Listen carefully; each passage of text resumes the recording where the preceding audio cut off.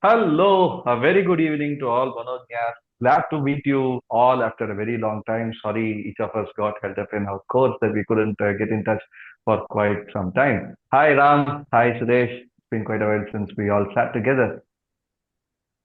Yep, Oh, absolutely. yep. It's a very long time, but then definitely not missing each other in spirit. In spirit, we are still connected. Yes, Beautifully put, and really spirit. looking forward to today. Yeah. Yeah. So he used the word spirit. In fact, I am today thought we'll be discussing something quite serious that I thought I will have to take Gyan from both of you people on. Uh, One aspect of life which can never be avoided is death, actually, or losing someone, right?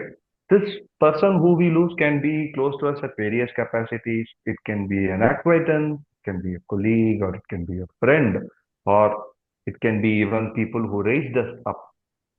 And many a times it's a very unique experience. The sorrow or the grief that usually follows death is something very personal, right? The extent to which it affects someone varies from person to person depending on his or her own personality. At the same time, who has been lost and at what situation or due to what reason the person had to lose their departed. All these are certain factors which will affect the extent to which people are sad. But at the same time, we do realize that it is very important to process this irreparable loss. Let me call it that. We process this irreparable loss. Let us first agree that such losses are irreplaceable, irreparable. But you can't live with the hurt or you can't live with wound for eternity or till you yourself meet your end. There should be some day where we flush the sorrow, we get over it. So today's episode is going to be all that. So to start with, Ram, can you please hint or can you please throw some light on first why someone feels sad or why someone feels sorrow when they lose someone close to them? Yes, Ram.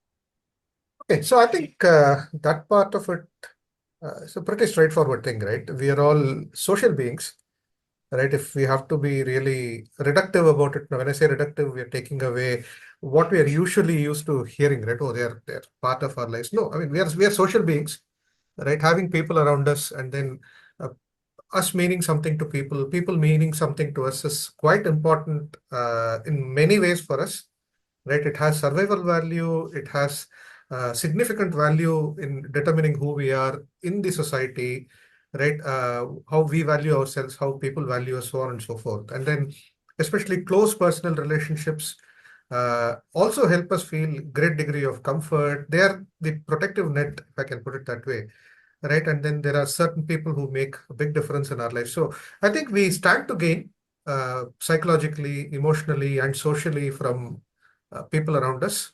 And a sudden loss is actually, it kind of leaves a lot of questions open in our minds in terms of, okay, what really, I think as much as we would like to believe, or it is a fact that we really like people or we love them or we are attached to them, we respect them, so on and so forth. The other lingering question also is what now, right? What about that part of us that has been significantly impacted positively or one way or the other by them, right? And so that part of it is sometimes what tends to also overwhelm us, over and above the fact that somebody close to us is gone. I think that's probably a quick summary for us to start, Sriji. Over to you. Yeah, Suresh ji, can you share on what you feel that makes us sad or sorrowful? Ram had very beautifully told that you have got psychological connections with people around, and it is actually a part of you which is now puzzled on what next. What am I going to do without this particular interaction with this so and so? That's simply amazing. Suresh ji, we would like to hear from you on why you think people feel sorrow or sad when they lose. Very, thank you so much, Sumi. And this is a very, as we also discussed in our pre discussion on this topic, right? This is a very, very a strong topic because, many of us, it's not that, just very few people go through this, right? At one point in time, for some way or the other, we go through this grief. And sometimes we're so attached to it, and it continues for a long time, where it also impacts the person, his personality. Sometimes it impacts, handling things, because when situation comes, that is when we feel more vulnerable, and we feel that, that is something which makes me weak, and that stays in our mind.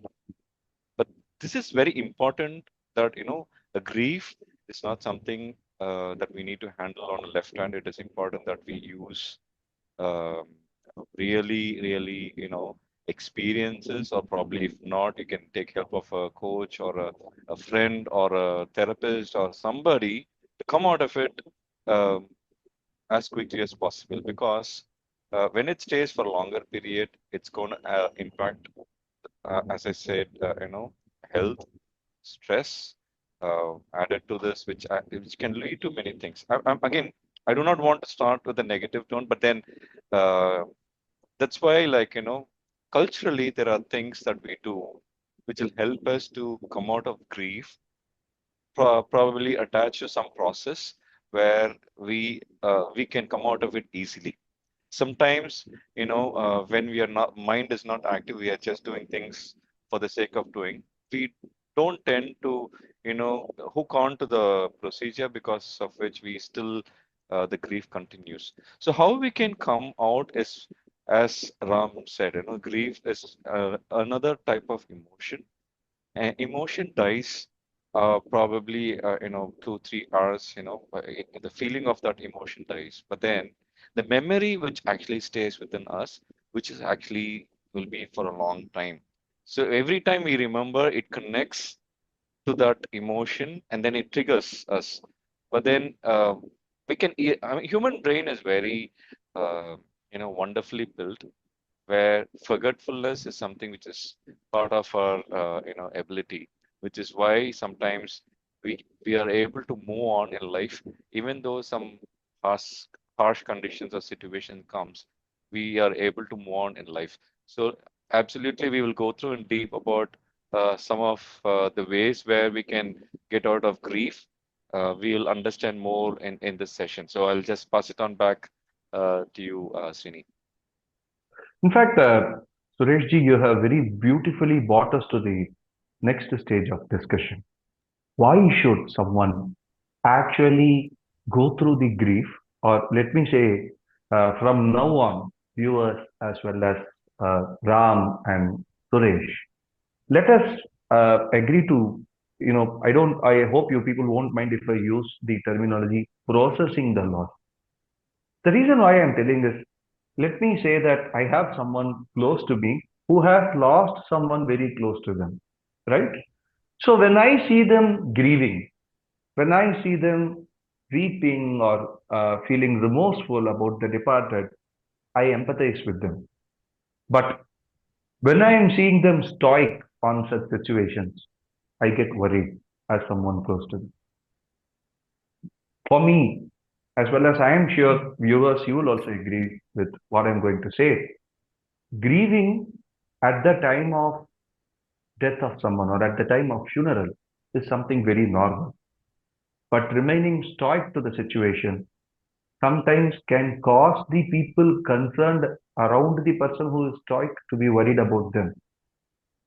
And like Suresh had very beautifully explained a couple of minutes ago, this can affect their health, this can affect the way they function in their everyday life.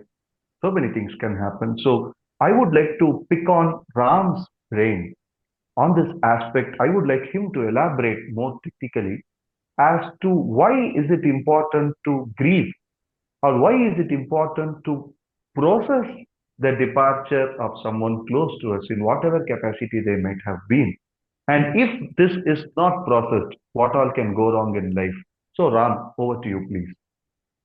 Okay, so I think we'll start with the last point first. What could go wrong if we do not process the passing of someone and the feeling or the experience of grief and then the constant recall that happens every once in a while. Number one, again, right, being a little reductive, any emotion, if it is artificially or suppressed or avoided or sidestepped and not accepted and processed, it is going to find ways to hide somewhere and express itself differently.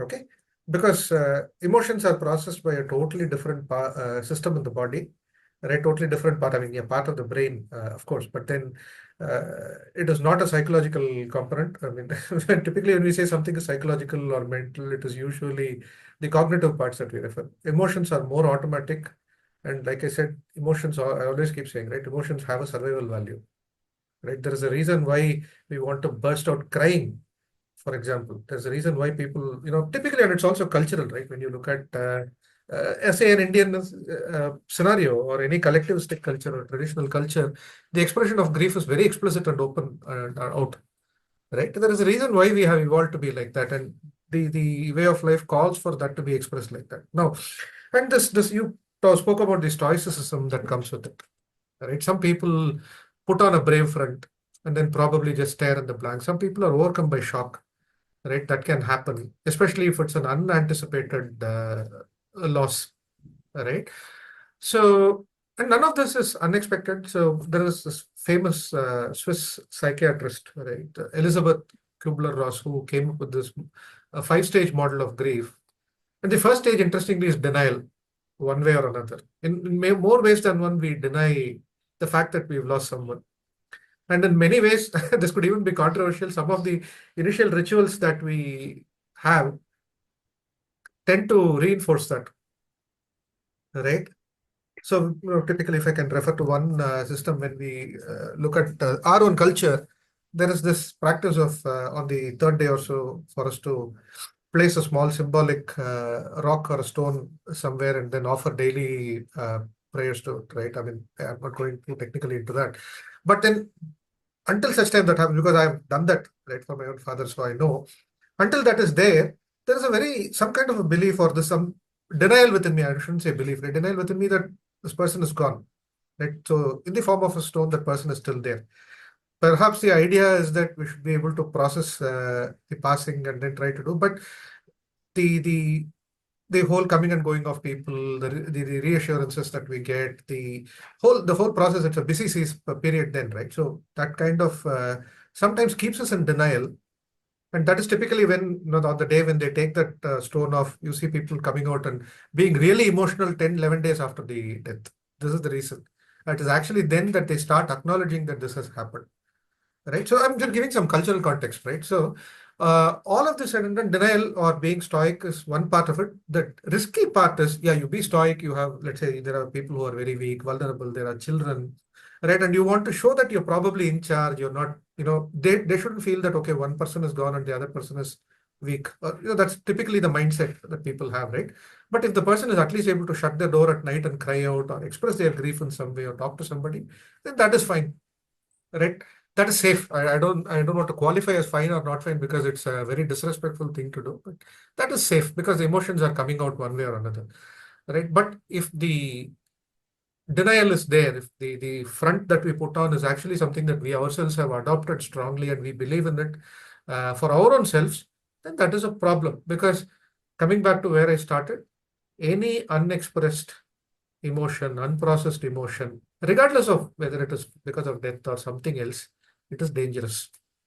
It can go on, it will hide somewhere, right? It will cause all kinds of problems. It can lead to anxiety, it can lead to, especially in this case, like people can have nightmares and wake up, they can have panic attacks, or there is some strong reason to be, to kind of bottle this up and then run with the life, right? Suddenly, let's say because of a death, there is a serious financial problem that comes.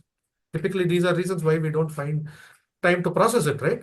Suddenly, after all of that is True. done, one fine day, it can just explode out of nowhere when, let's say, that person was a particular pillar of strength in one area. And then when we are actually dealing with real life, suddenly there is some need for guidance or support in that area. And It is at that moment that this comes out and says, he's not there or she's not there, and then we burst out uncharacteristically. So it can lead to all these kinds of unpleasant experiences, and it numbs us down. It makes it difficult for us to form connections with other people. I mean, I think we can keep going on and on. But the point is, in a way, it is as bad and amplified multiple times worse as any other unprocessed emotion. So yeah, I'll take a pause. I'll hand it back to you. Uh, so, in that case, Ram, you had very beautifully taken us through why we should, and thanks for bringing out the theory also. And you had hinted that sometimes the death of some person can be sudden. So on that front, I would like to take the discussion to our next question that I have been having in my mind.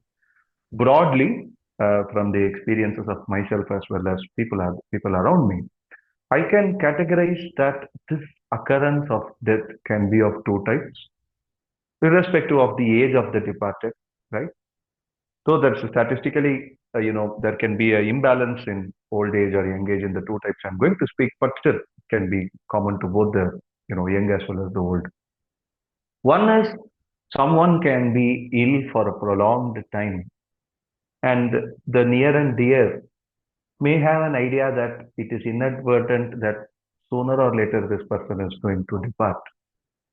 The problem with such a departure, or let me not call it a problem, the challenge with such a departure is the mind can only foresee and calculate the loss to some extent.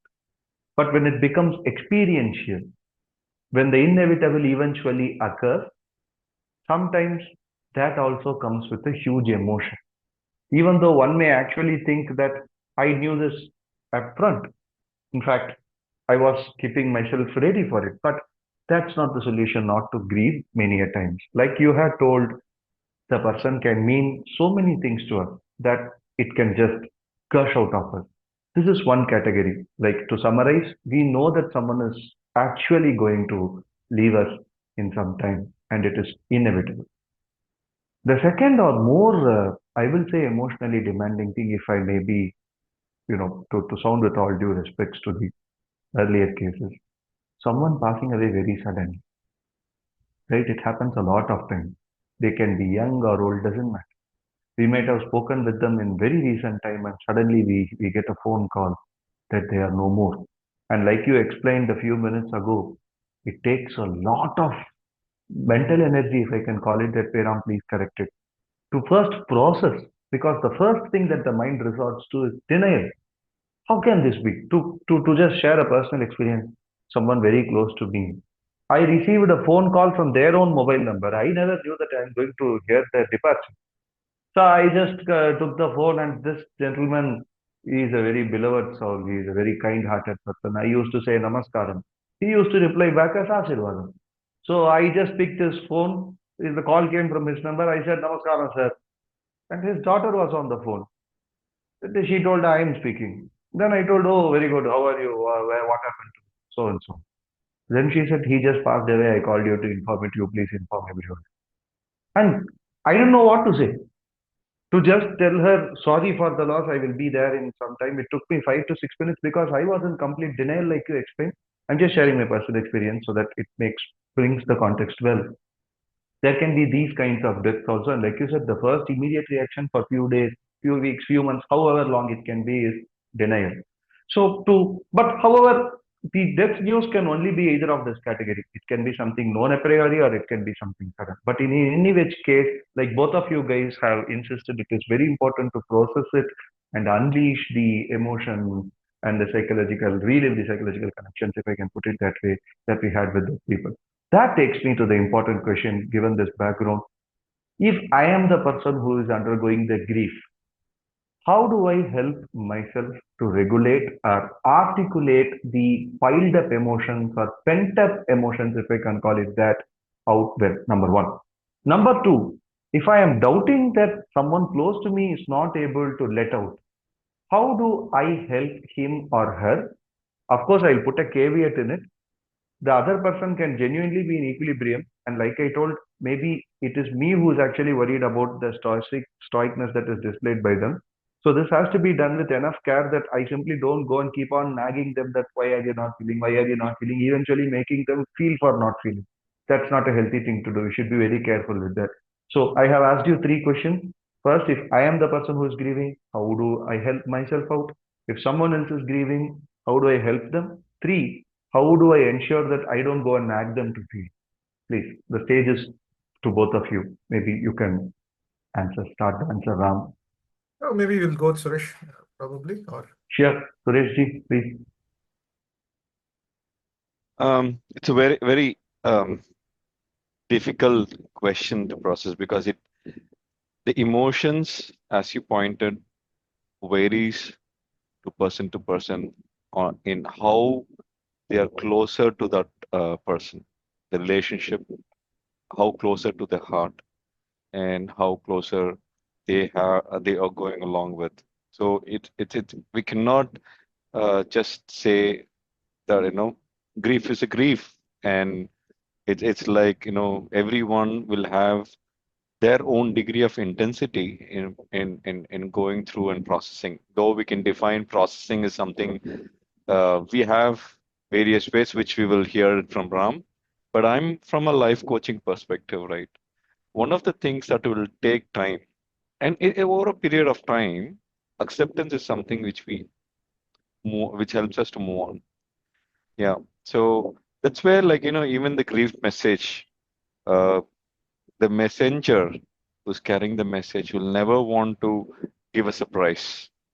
So even the messenger, they will try to ensure the message conveyed in a way where it is taken slowly and processing. But then sometimes where sudden death is a very, very, none of us would want anyone to go through that kind of situation.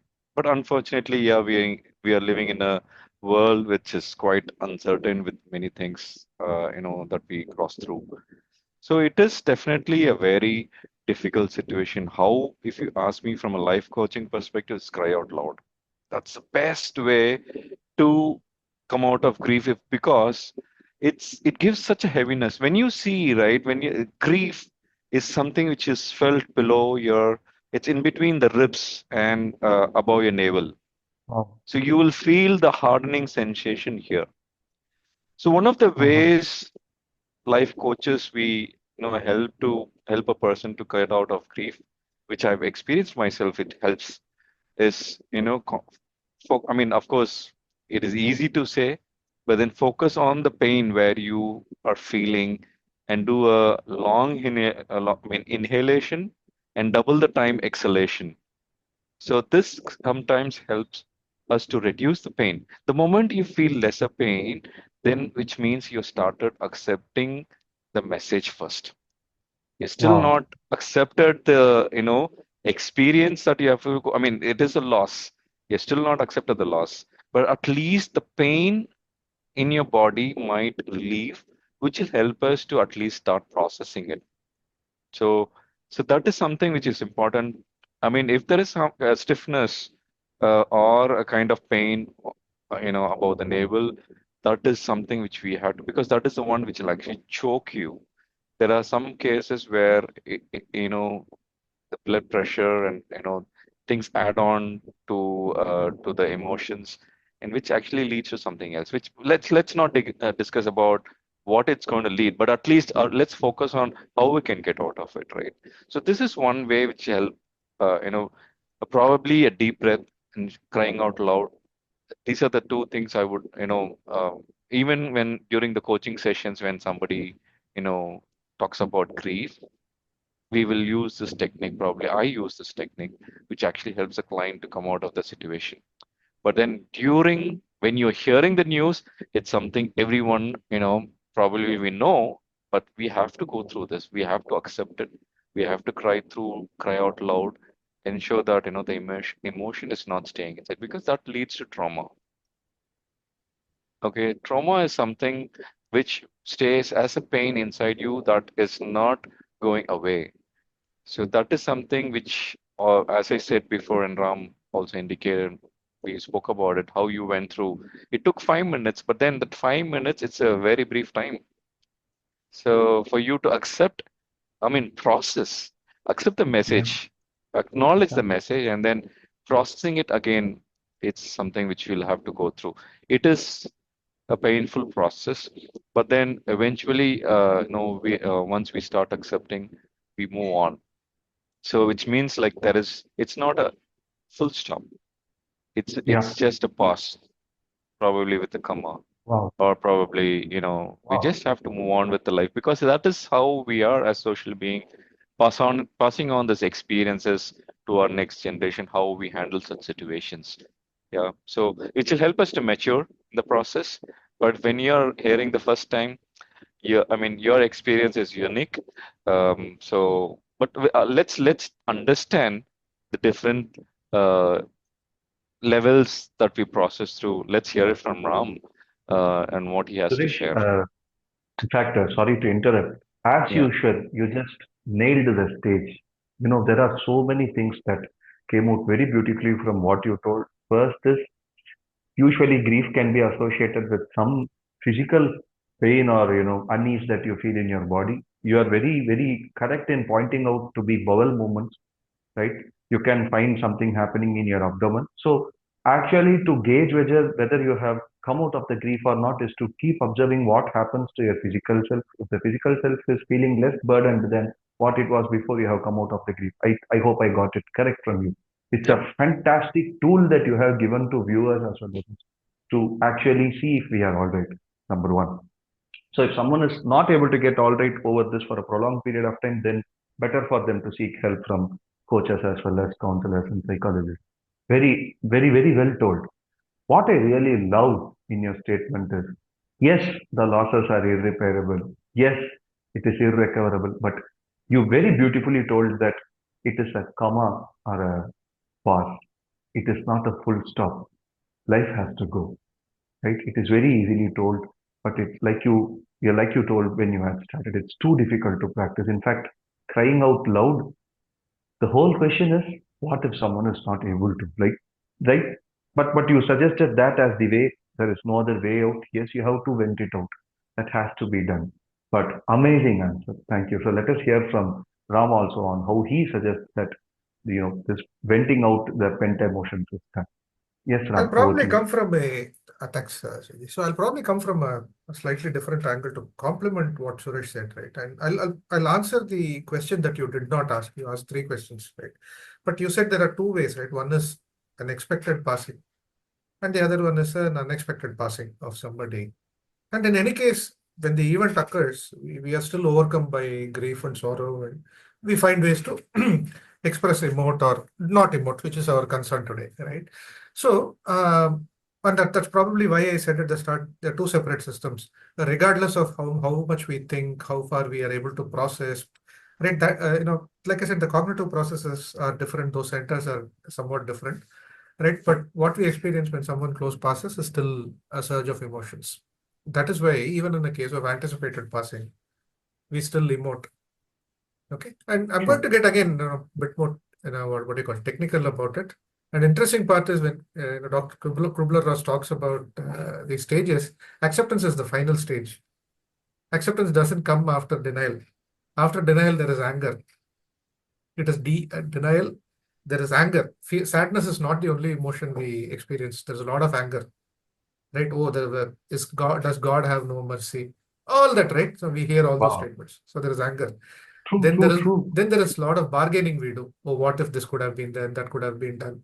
And this is common Wow. also because if let's say there is somebody in palliative care who's passing, at that time we bargain, right?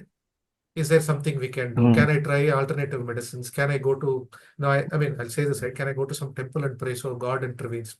Right? All of these are ways in which we try to bargain with the system to see if something can be done. And then there is a stage where we give up everything and we go down, right? That stage is depression. And not depression from the clinical depression standpoint, but yeah, I think it kind of accompanies, right? We have given up, there is no interest in all of that. Finally comes true. acceptance. And it's, of course, it's not a linear thing. We keep going, jumping here and there and all of that. But the moment there is complete acceptance, then it becomes a, what do you call it? Kind of an end of a loop, right? Then whatever happens is a slightly smaller intensity. Now, how do we process it, right? Now, that's the really, really tricky question because each human being is different, right? And you asked another question, what can I do as a person who's there? And almost always in these cases, yeah, therapists or coaches, we can all show the way, and we can probably sit in a sitting and then give them that 1 hour of comfort every week, or give them ideas on how to cope. But it is more the people who are going to be with them who actually help. So there are certain things that we should not do. Honestly, there are no techniques to process grief. It's not like I can write a journal or I can write something, right? We have other ways of coping with cognitive problems. There is nothing. What we need not do, or we can abstain from doing, is don't tell people to get on with their lives. They know to get on with their lives.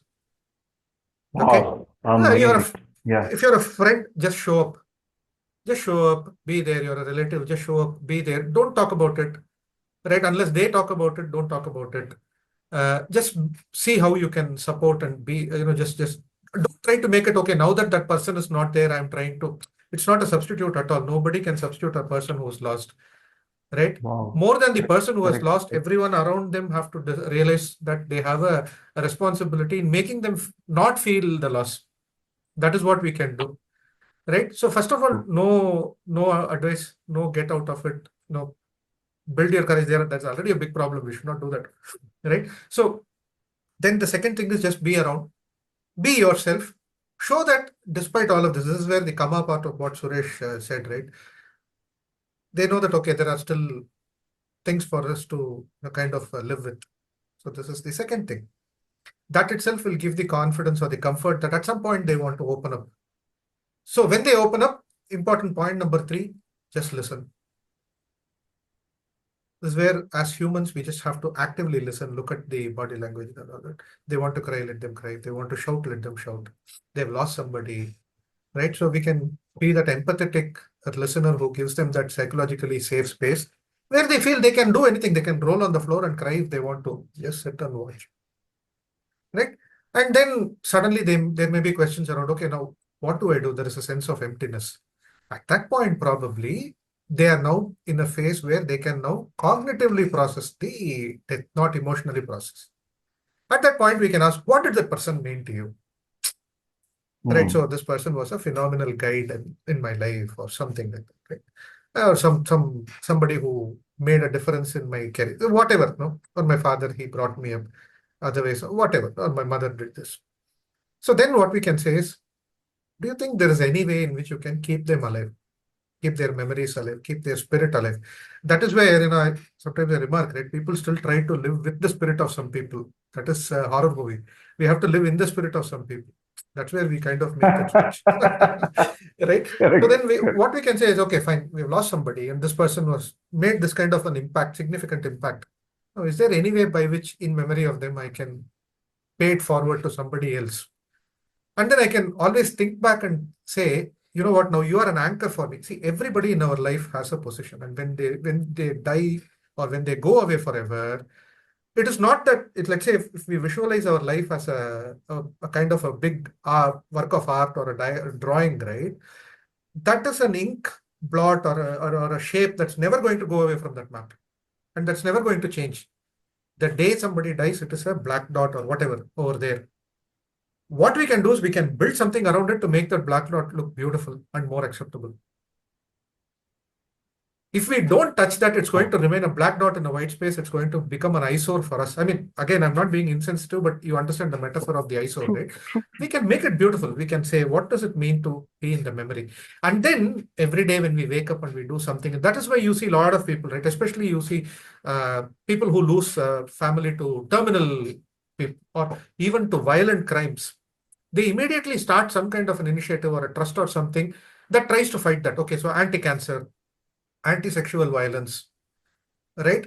Somebody commits suicide because they were not able to get education. For example, the father goes on and starts a trust to educate poor people. Why? Because it is not about, that is the anchoring point, right? That is really what they wanted, that particular person stands for. And then they say, we'll keep you alive by doing this. So you live on in spirit. So these are things they can do. And this is something that we can then suggest at a point where they are in a position to cognitively process. And then, like, that karma becomes meaningful, right? They move on and then life just goes on. Now, what happens is that sudden preoccupation, sudden fixation with certain things, because until that point, when they're emotionally processing, a part of them is missing. Okay? And when that part of them is missing, what happens is there is a, what do you call it? That's a broken person, right? There's a piece of a puzzle. It's like I have half my shoulder out of my body. I don't have it. Okay, at that point, they cannot think. Right. So at that time, it is about just letting those emotions go and all of that. And then that time it is called preoccupation. Whenever it comes with a force. It stops us from doing what we want to do. It prevents us, it impedes our life. There is an impairment. And then after some time, it goes away. Like Suresh said, there is a processing period and then it goes away. Then the shoulder comes and sits back again. Then it falls down one more time. Right. But after that, once it is, when people can process, it is no longer a preoccupation, but it is a by choice remembrance or a reminiscence. Right? So once the reminiscence comes, these people have processed their grief. It doesn't mean that they are going to miss that person, or it doesn't mean that the other person is gone for good. There is no use of that person or no thoughts of that person, or we throw away all the photographs. No, that is not the case, right? But they're still going to be able to process, but process it more positively, proactively. So to summarize, don't tell people to move on with their life. They know to move on their lives, right? They're just struggling to find a way to move on. They also want to move on. Nobody wants to hold on.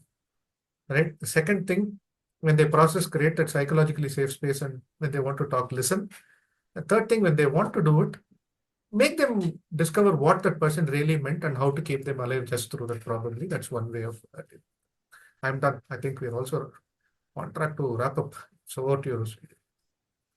Fantastic, Ram. In fact, you had really coached all of us briefly on what should be done and what shouldn't be done. In fact, on a lighter note, I have seen people who come to funerals and ask the grieving people not to cry. Alada, alada. This is the most silliest thing I can ever hear. Someone is actually venting out, someone is grieving. You come and say, don't cry. For what? Are you even mad? Meaning, with all due respect, they have lost someone that's very close Yeah, to them yeah, and no. they are grieving. Yeah, How can you ask someone, don't cry, don't cry? But you also hinted on a very beautiful thing that should be done. Just stand there. I have seen many people younger than me, and sometimes even of my age or little older than me, actually wondering what they can do in the funeral. They have asked me openly, what do you do? What am I going to do? Because it's a fact that they have lost someone and that person is very important. What am I going to do? And the point that you told is very important. Stand there.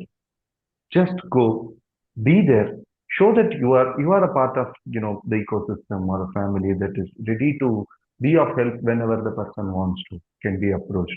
Also, it shows your proximity and respect, right? This is the last time I can mm, see you, the last time I can make you.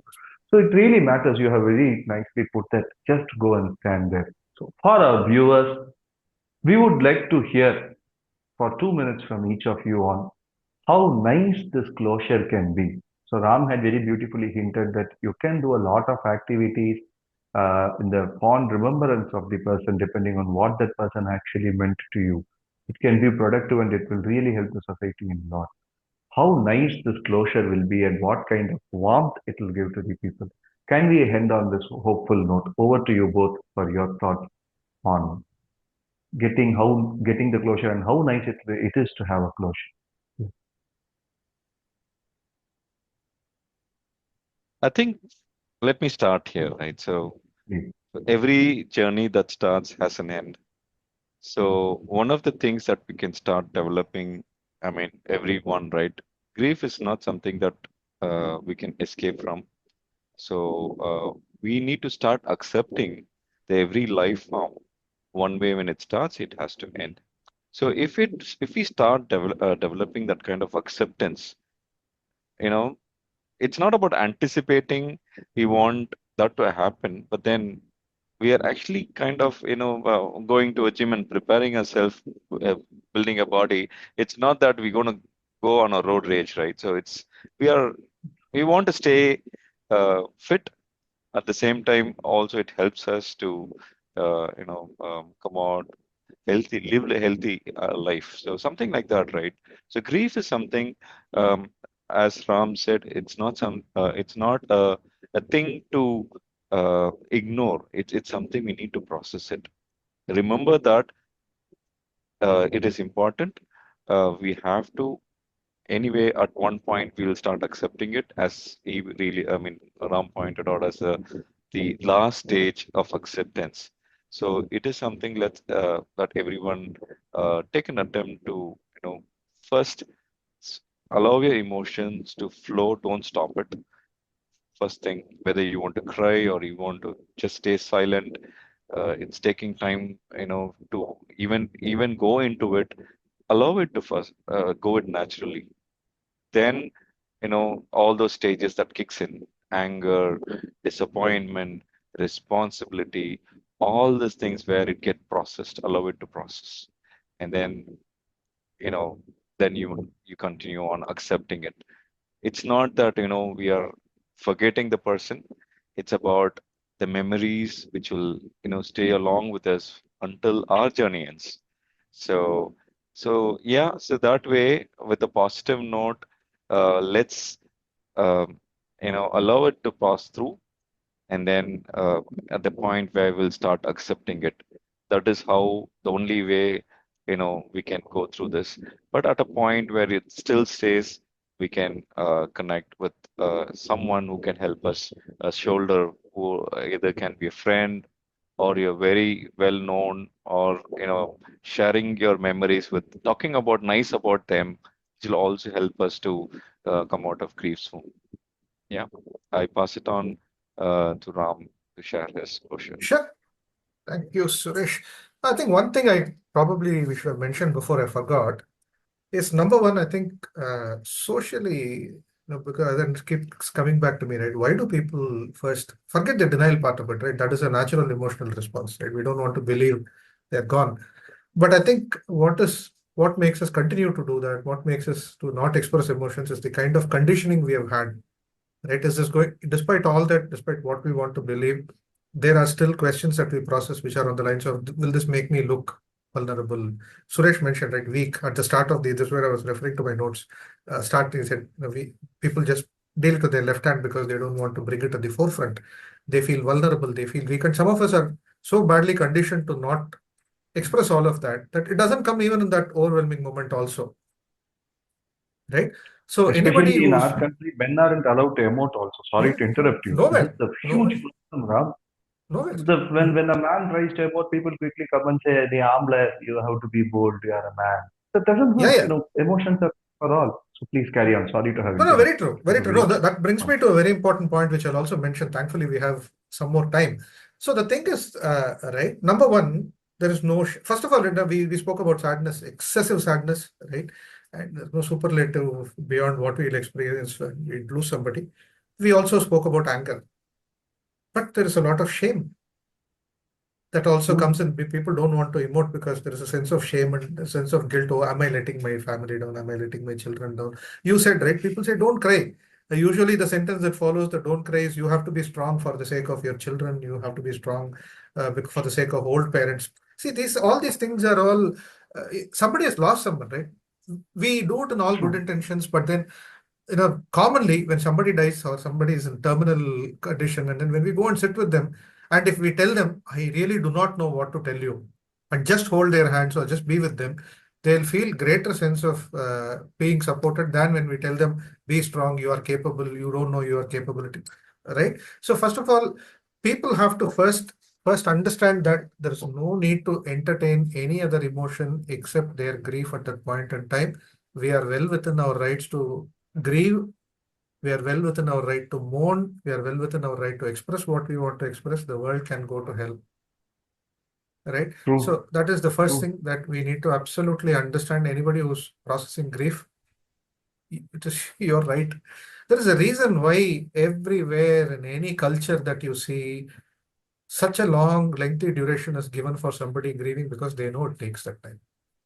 Okay, so let's probably acknowledge that and then be grateful that we have it and then make good use of it, right? Because like I said, it's at the end of the day, it's an emotion like any other emotion. It has to be processed, and even more because it is intense and it can have debilitating effects. So number one, that is very important. The other thing that I think I'll mention, and then probably I'll close. You gave me 2 minutes. I'm taking too many. Sorry about that.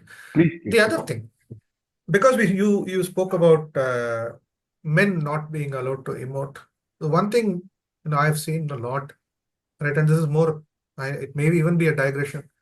When we go somewhere to be with somebody who's grieving, right? You gave an example, right, Shani? It took me 5 minutes to process when somebody close to me said, father passed away.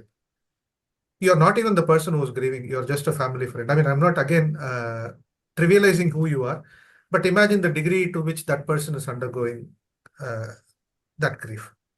Right? Fair, very fair. Typically when we see women passing on, the comments are like, she was a great pillar of support. She was the one who held the family together.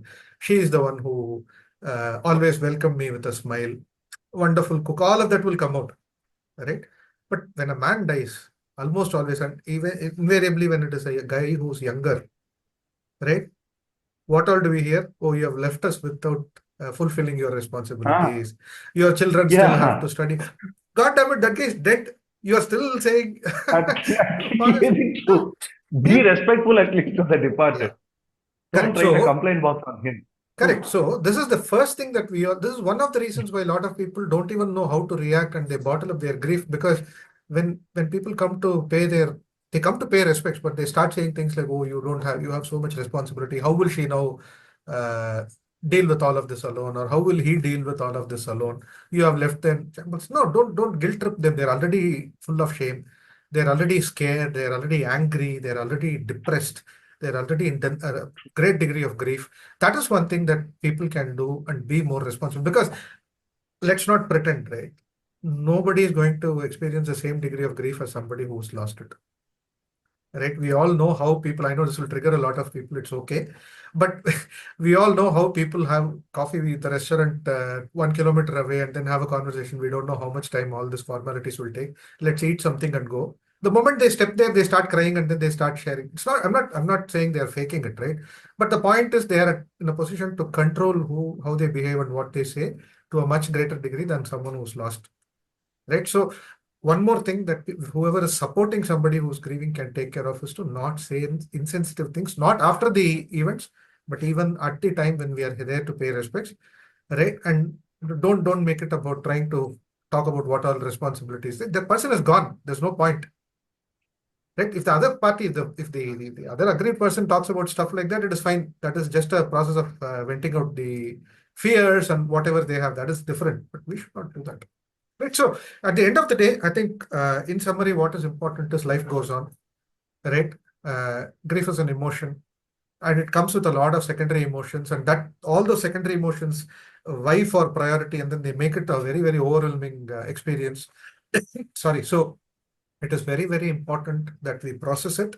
There is no shame, nothing to feel guilty about. It has to be processed. It has to be expressed as it is, has to be expressed, right? Otherwise, it's going to lead to all sorts of complications. It can lead to like somatic experience, right? Which is what Suresh was talking about: physical discomfort, physical illness. It can lead to serious emotional problems. It can lead to issues create having meaningful connections and relationships later, right? It can hamper our social life, and afterwards, you know, drive towards acceptance, and we can try to find meaning and convert what can be bouts of preoccupation, bouts of being attacked into meaningful, controlled reminiscences over time. And when that happens, acceptance has taken place. Sorry, I took way too much time, but I thought I should say this. Please, you spoke on a lot of important things. This episode, I am sure, thanks to both of you, it has really brought out a lot of do's and don'ts which are otherwise not discussed. People teach others, in fact, even a part of upbringing, to how to conduct themselves during birthday parties, how to conduct themselves during wedding receptions, engagements, prayer halls, everywhere. Death is something that is hardly communicated. I don't think so many have open talk on how someone should keep up themselves in a funeral place. At the same time, no one is taught on, given at least confidence, like you told, that it is completely okay to feel bad and emote the way you want to emote. There is no shame. It is just an expression of love, and it is perhaps the last expression of love you can do while seeing that body at least, or the departed remains at least, whatever be the state. It is something last that you can do with your cognition. So no inhibition. Please go free. So Ram, I just try to summarize what you told because it is very important. what both you as well as Suresh have hinted all this now. So, our beloved viewers, in case you are trying to still process the departure of someone close to you, near, that might have been recent or even for a very long time, accept our sincere condolences to you. It's absolutely okay to feel miserable. It's okay to feel sad. Feel it out. Please attain the closure. Closure is a very beautiful thing. It will help you to live the memories as well as the spirit, live with the spirit of person like Ram had. Live in the spirit of person. Sorry, Ram, like Got Ram it. had very beautifully intended. That's needed. Let us remember the nicety that universe has instilled on every single soul that we know. Even if they are not around, let us try to be the torch bearers of the nicety. And in case any of you have got any pent up emotion, any sadness that you feel you are not able to get rid or process, not only in the matters of death or any other matters, our team is all yours. We have given the details on how you can reach us, our contact details in the description box below. You please feel free to write to us and we will find ways to get in touch with you so that you can, take our hand and we can be a part of your journey, which you yourself are capable of making very beautiful and very lively. Thanks a lot for watching us and thanks for your patience. We know it's a very long episode, but we are damn sure it's a much needed episode. And we are sure that there are quite a lot of points that you'll be taking with you after watching this episode. Thank you. Thank you, Ram, and thank you, Suresh, for fantastic points to hold on to. Her. Thank you. Thank you. Thank you, Sriji. Beautifully moderated as always. And thank you, viewers. As Thanks, Suresh. always. Yeah. As always. Thank Thank you. you. Bye bye.